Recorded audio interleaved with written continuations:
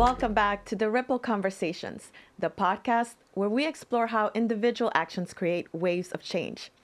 I'm your host, Sharon Martis, and today we're tackling one of the most critical topics, education.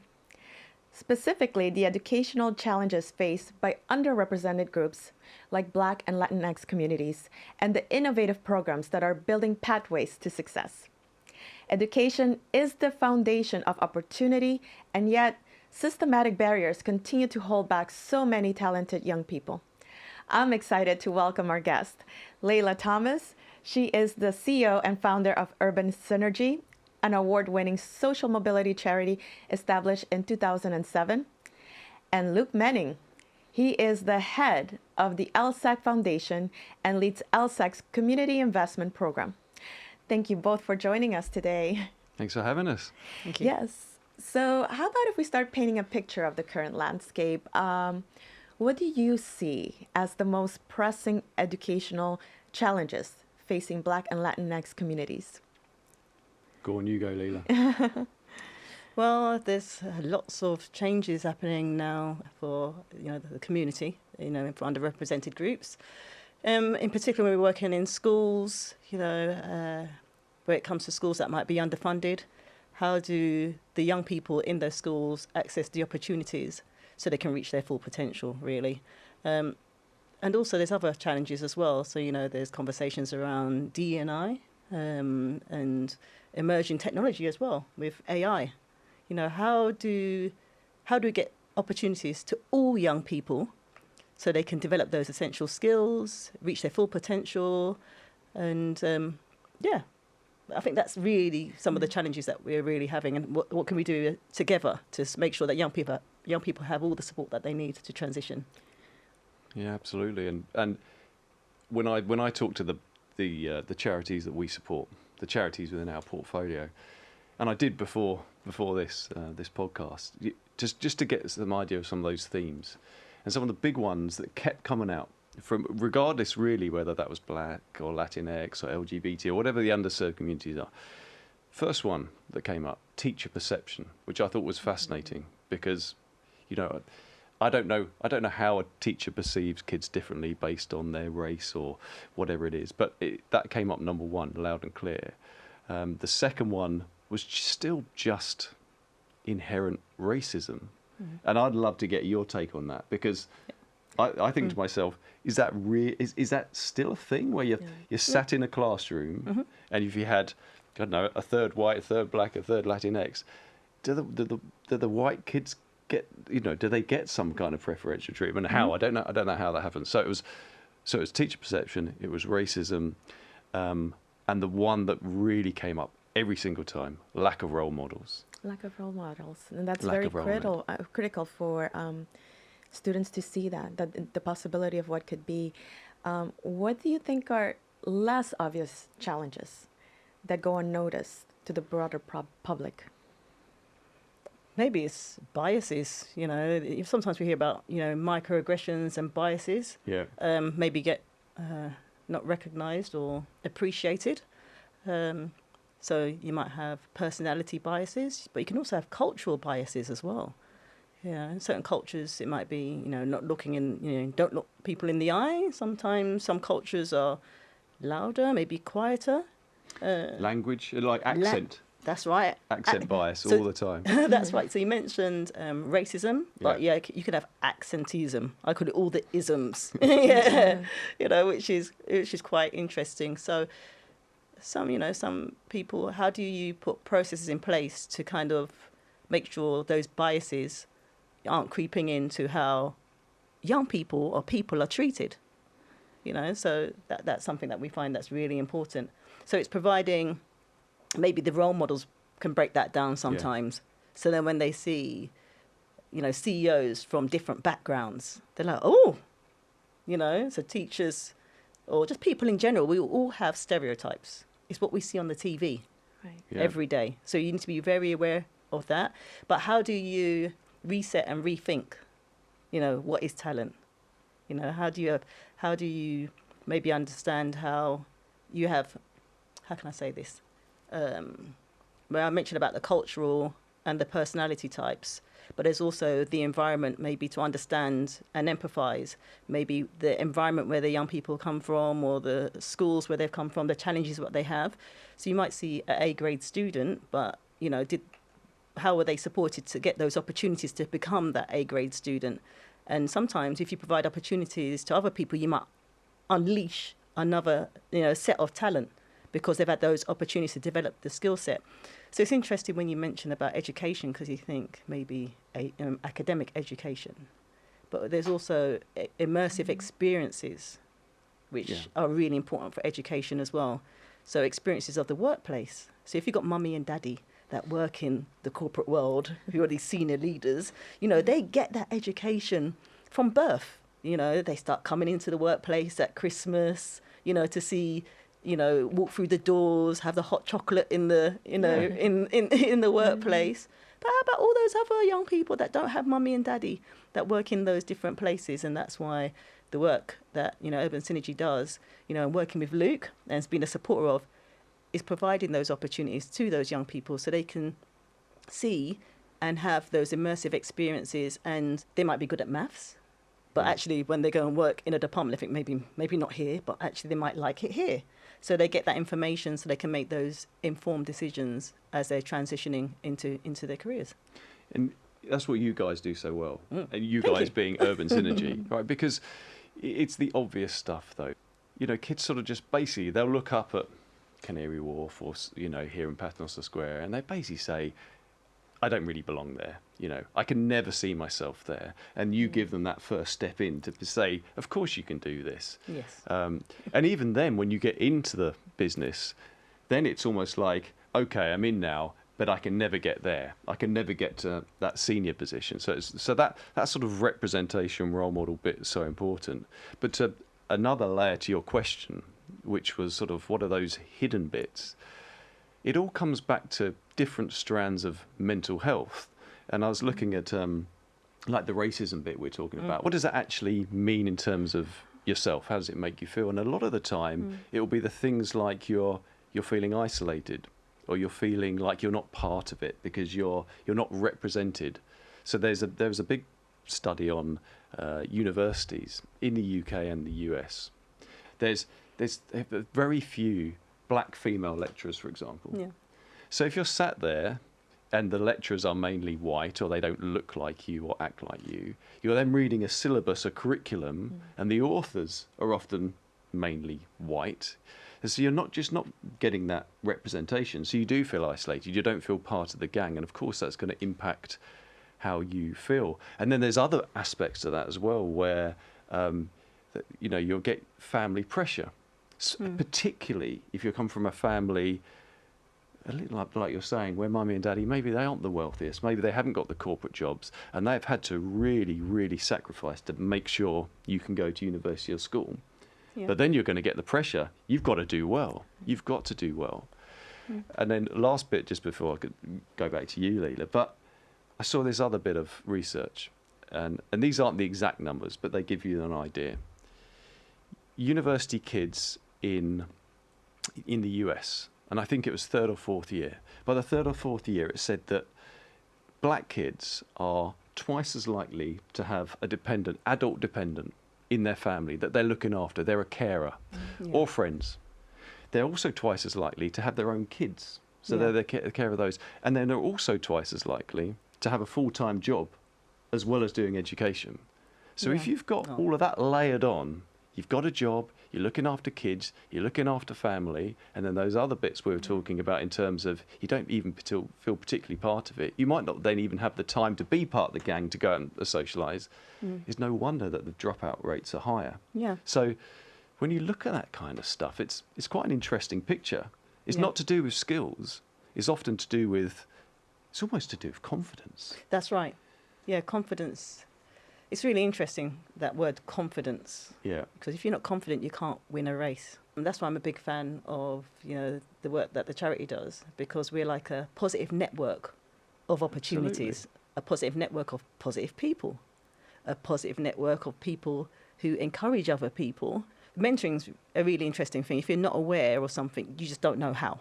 Somebody said to me at work, Leela, what else can somebody want in life? Somebody who's done it before, showing you the way. And I was like, it's very true, So, but this mental health, we've got a young man. He said to me very recently, actually, he called me and he said, "You folks have no idea how much you've changed my life." Yeah. I thought about it. I kind of understand what he means. And it's around, he's entrepreneurial, he's, set up his own business. And, during lockdown, he's found it really difficult. Right. He's found it really difficult. But it's the support we gave him in the beginning, that foundation support, that gave him those skills, that confidence, that showed him his potential, showed him those role models that he's used in life. So when he said he's been at home, he's like, everything's just gone really bad. But then he remembered, no, I'm the person that had a standing ovation in House of Commons with Urban Synergy, when he was like 15 years old. He goes, I can do this. He's been in situations where he's worked with top actors. I won't mention the names of who it is, who they are. She's got so many famous friends, it's ridiculous. I know, but that's a nice thing. I think that's what I brought to the table. You give them confidence. And I haven't really ever thought about that. Yeah, but you give me confidence. And you're giving me opportunity, so it's all good. But you do. I think about it. When you come into... So what happens is Leela will bring a range of kids in to experience it. As in LSEG, to experience it, and then we get mentors, speed mentoring, interview practice. A lot of that is really, how do people conduct themselves? They can sit, you can see them, they're watching. How do you conduct yourself? How do you start the conversations? What do you talk about? What's the etiquette? All of that type of thing. You can't teach that.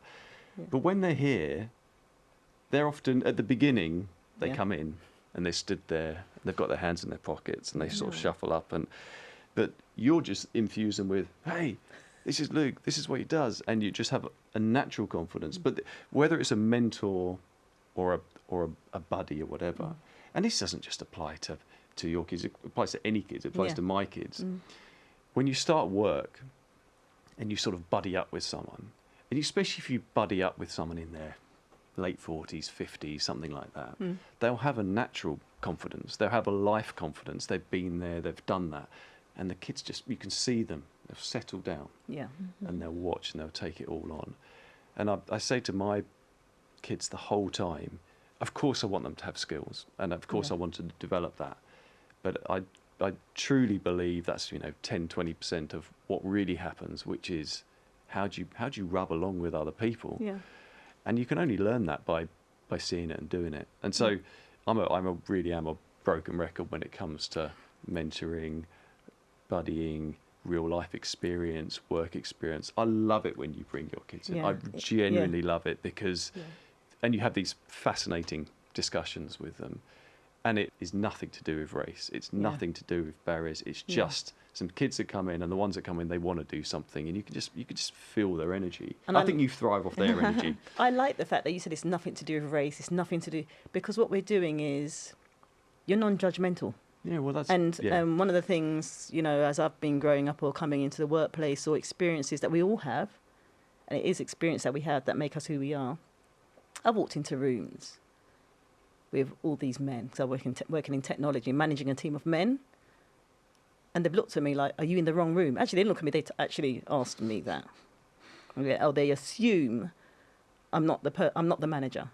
They've gone to somebody else. So I've had a lot of experiences like that. So when I walk into the room, what do you see first? Do you see my race or do you see my gender? And actually what I've noticed is when I walk into a room, I have a load of Post-it notes probably stuck on me. Like, oh, this isn't the person that works in IT. This isn't the person who can do this, because there's stereotypes. And we have them all. And do you feel that then? Oh, yeah, straight away. And then I have to kind of earn my way out of that and say, kind of like validation to say, I am this. Really? I didn't know you worked in this. So why are you assuming? I'm sorry, I'm going to say, I've had it, in my team, that the tall 6-foot white man is the manager. So they've gone straight over to him. Sorry. And my team have said... What's wrong with tall 6-foot white? Nothing. But they dismissed me. Yeah, you shouldn't dismiss anybody. But the other way around. So, I generally wear a tie, 3-piece suit and all the rest of it. Well, that's it. But yes, because you want to be maybe seen. Yeah, but first impressions count. But I can't hide that, you see. I can't hide how I look. Whereas and that's a race thing. So you can't Yeah. hide your race, No. but you can hide maybe your faith, or you can hide things. But Yes. from race, we can't hide. So it's just understanding that, and people understanding that, Yeah. You both have provided very critical examples of how important it is to have the mentorship and students come in and see and interact one-on-one with people at work. When we think about quality education, how important it is to really break these negative cycles of inequality, what strategies do you believe are the most effective to making sure that Black and Latin students have access to high quality learning opportunities?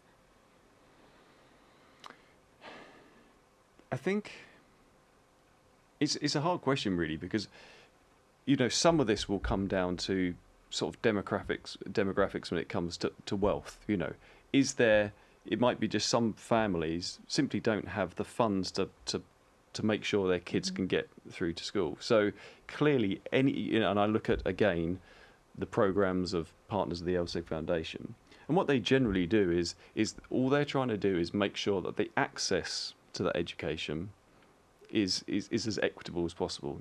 How do we make sure that as many kids from as many families from whatever shade of underserved community is can get in there? So I think the first bit is just to try and make it as accessible as possible.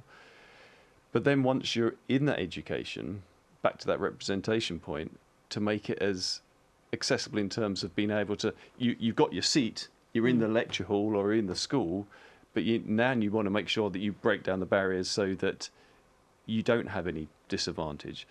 And again, that can take so many different forms. So I was talking about, you might have a full-time job and you have caring responsibilities. Then your currency is flexibility. How do you make that course as flexible so people like that can access it? At other times, it might simply be the teacher perception thing. And so there are charities out there that actually then teach the teachers how to not have those microaggressions, how to look at it differently, not have any biases, and then you start to eradicate the racism. So it's a hard question, other than all you want to do is make sure it's a level playing field and it just comes back to skills. It doesn't come back to anything else. I agree. Yeah. And in terms of going back to the mentorship, can you share an example, a story, maybe of your own experience of a transformative impact mentorship had either on a student or yourself? I can give two, actually. Okay. I'll give both. So when you're talking about education, we worked with an initiative. It's called the London Challenge Programme for young people that were at risk of exclusion. It was in an area called Deptford in southeast London. At the time, the borough had the highest exclusion levels out of all the London boroughs. But there's a group of boys that we worked with. And actually, I think a lot of the times it's supporting everyone to support the young person, but the young person's at the heart of what we do. So when we did supply those mentorship, those opportunities, it showed those boys where they could really be. Because actually, what the boys actually said, there's no one out there that look like us that are doing well. And that's why the teachers actually reached out to Urban Synergy at that time. Now, those young boys are now working in the city. One of those young boys that I spoke about, who is very successful and got his own business. But also, one of those young boys hosted a fireside chat at the London Stock Exchange. And when he said he was going to be doing that, I called him and I said, "Are you okay?" His name's Kofi. I said, do you need any help? Kofi. He's like, "Oh, come on, Leela. You folks trained me." And I thought, oh, he's met King Charles, he's been to, Downing Street, he's been into LSEG, to do Market Open. He learned from us, Luke. Exactly. He learned from us, Exactly. he learned from us. Okay. So that shows you how when you are providing that nurturing environment for young people to grow, where they can actually turn up and how it benefits themselves, their community, their family, and actually the workplace. That's an example.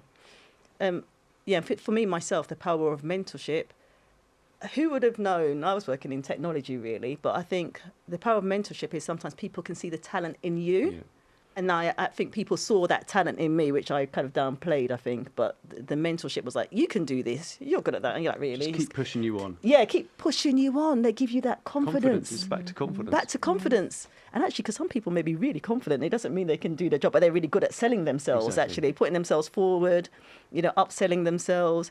That's the power of mentorship. And, the opportunities I got through like LSEG has led me to, to supporting, like, who would have thought that I was supporting 33,000 young people and got a strategy to help 50,000. Yeah. That's amazing. That's a lot of students to do on your own. So it's a team. So exactly, what would you tell someone who wants to do mentorship but doesn't know how to start or what to do? Contact me. Contact me. And you have to do it. I mean, it develops. It's a two-way street. It benefits two ways, actually, I would say. But where should they start? You just do it. Yes, it really is. It's as simple as, it's as simple as just getting up and just doing it. I get it, because you sort of think, well, who would want to be mentored by me? That's the first thing. This is the bizarre thing, is the more senior people get, they often still have that kind of imposter syndrome. And I think, well, who would want to be mentored by me? So say me, for example, Leela brings in some kids.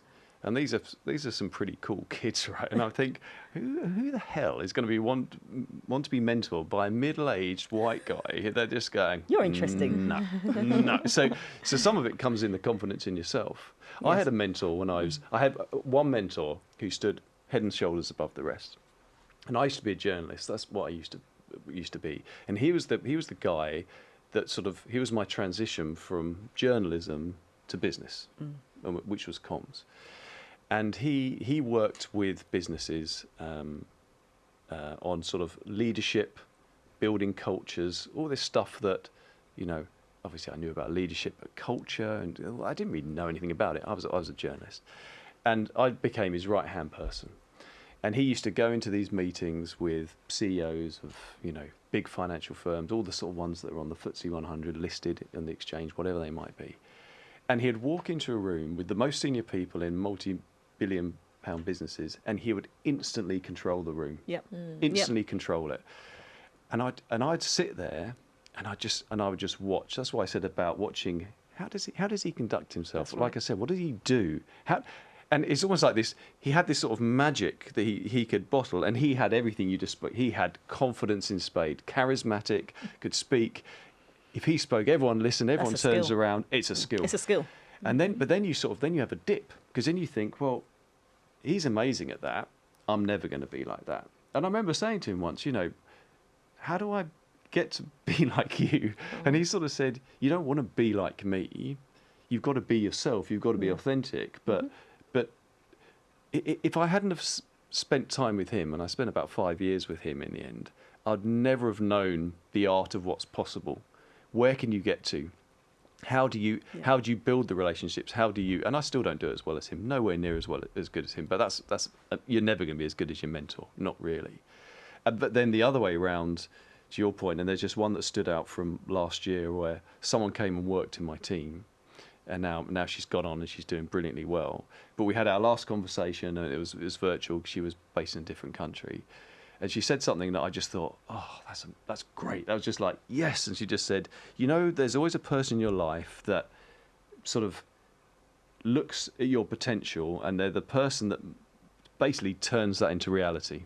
And so I felt in some way I passed on some of the stuff I learned from my mentor and did it the other way. So and mentorship comes in all shapes and sizes. It doesn't have to be you sit down, you meet every month. But I ended up ghostwriting this guy's autobiography, and he was speaking about his mentors. And he had gone when he was younger, and he used to say every month he'd meet up with his mentor, and he'd buy him a sandwich. Yeah. And he'd sit there, and it was the thing. That's it. That's your time. And he'd talk about it, and that's your time. And so it can be in all kinds of different ways when your time is, how you do it. If it can work for captains of industry. Exactly. Probably all of them have mentors and coaches and therapists. Yeah. All of these things. Yeah. And that's what they don't teach you in school. Yeah. And you said, where should they go? Leela said, come and speak to her. Yeah. Equally, come and speak to me. We have 135 charities we support in the LSEG Foundation. And No excuses then. There's no excuses. Just do it, we say. We can either find you people that want to be mentored within those charities, Yep. or the beneficiaries of those charities. We're looking to impact 1 million people by 2030. Wow. Last year, we impacted 250,000 people. Right? That's right. So we've got a few opportunities if mentors want to. Just do it, we say, right? What do you call it? The ripple effect. It is the ripple effect. The one action people can start taking. Exactly. To start doing mentorship, talking to either one of you. What final thoughts or advice would you give educators, community leaders, or even students about building pathways to success? I was at a roundtable breakfast yesterday, and one of the people there, he kept using the expression, he was a CEO of a big firm, and he said, when young people come in and they join our businesses, we're just always looking for the gold. We're always looking for the gold. And he said, some of them can come in a bit rough-edged, some of them need a bit of polishing, but we're always looking for the gold. And so for educators, I think it's always look for the gold. You know, there will be kids that are problematic, but they're going to have some skills. There will be kids that are shy. That's just their personality. So help bring them out. Help be the teacher that gives them the time, gives them the space, gives them the opportunity to be themselves.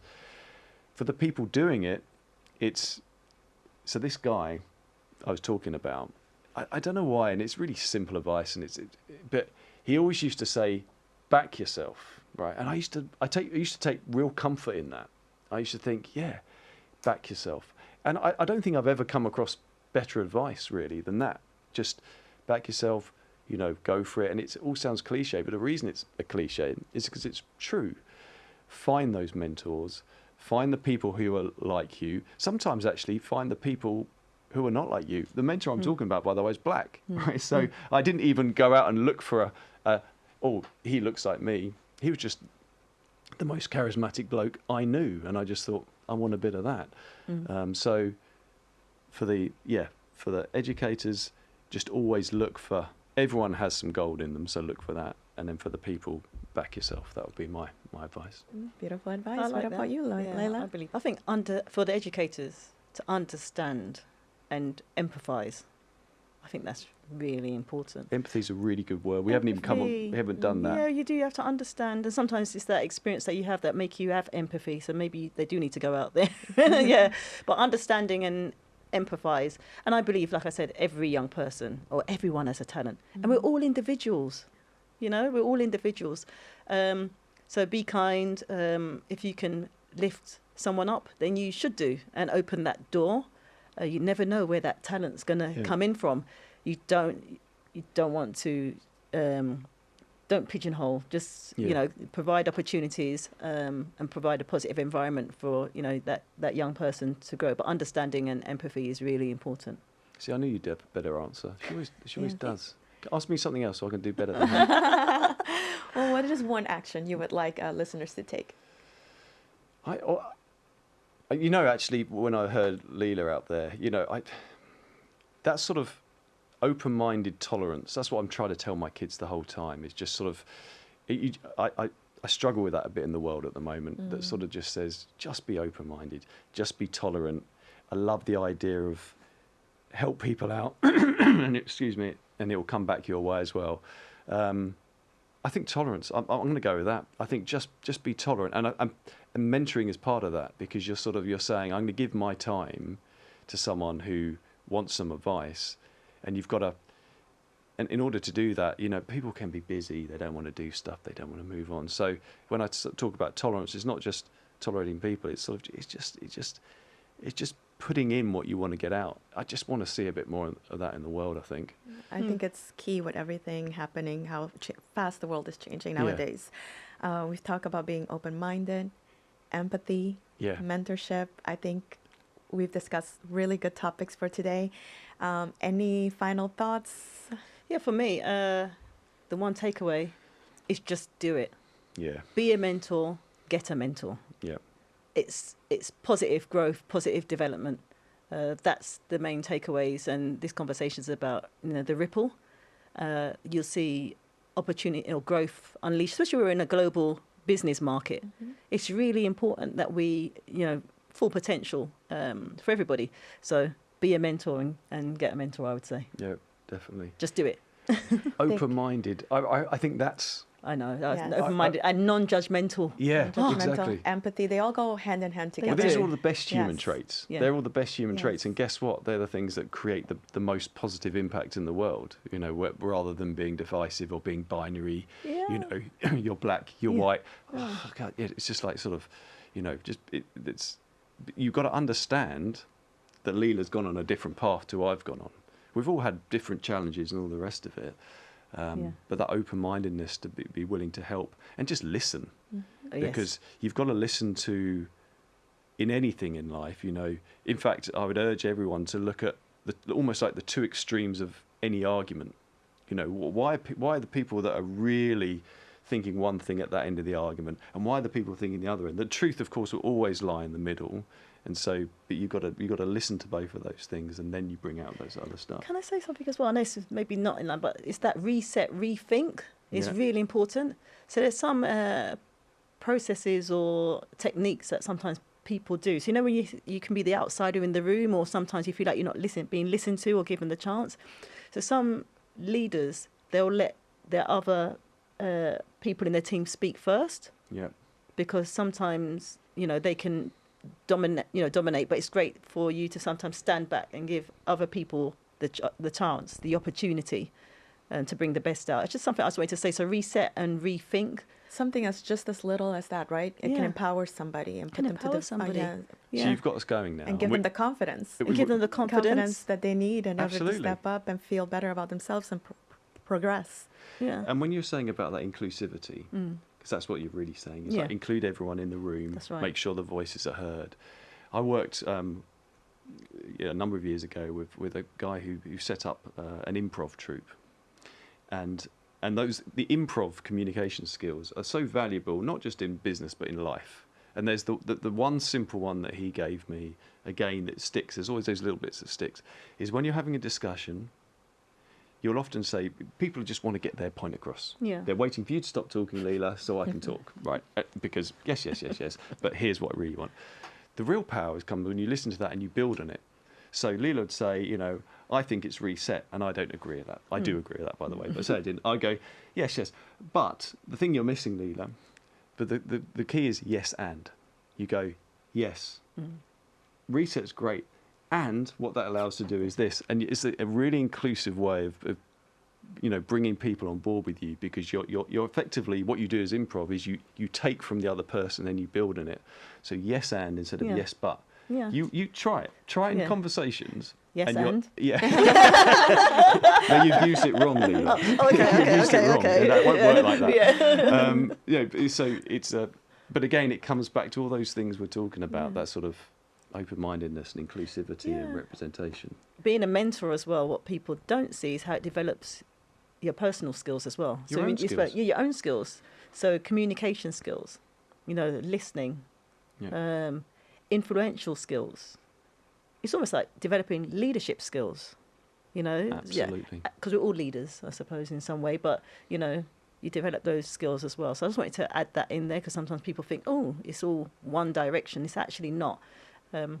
I've learnt a lot myself from the work that I do. Yeah. So, yeah. Yes, and it's exactly the same for volunteering, because when everyone at LSEG gets 2 days of volunteering, and a lot of we do loads with you. How many? Hundreds last year? 100? Lots and lots of people get. So we had about 7,000 people in 2024 volunteering, and there's so many benefits to that. So many benefits in terms of, is this the type of culture, for example, that you want to work at LSEG? Yes. Are you helping the community? Yes. Are you helping charities in some cases with your expertise? Yes. In other cases, it's more we're going to go and, you know, clear a forest or something. That's fine as well. But to your point, it's also for you, because you're suddenly using your skills in an entirely different environment, and how you build those and hone those, because you can become quite one-dimensional in any business. You get sucked into the day-to-day. You know, you've got deadlines, there's a way of working, there's a way of thinking, there's a hierarchy you have to follow. All important, and that's how corporates run. But just stepping out of that into a different environment, and you'll get sometimes you just get re-energized. You reset. Rewarding. Yeah, reset. And you develop the skills. So It's a virtuous circle Yeah. that you need to tap into rather than getting tapped into that vicious circle, which is what, like I'm saying, without wanting to get too deep about stuff, that you're just seeing so many arguments and so many things happening in the wider world. Love that. So influence your own world, your own immediate vicinity, And that can cause a ripple effect. The ripple effect. The ripple effect. Thank you so much, Layla and Luke, Thanks for for your having us. wisdom and all your beautiful experiences and sharing those with us today. Education is the starting point for so many ripples of change. When we invest in young people, we invest in a brighter future for all of us. Thank you to our listeners for tuning in. Until next time, keep making ripples.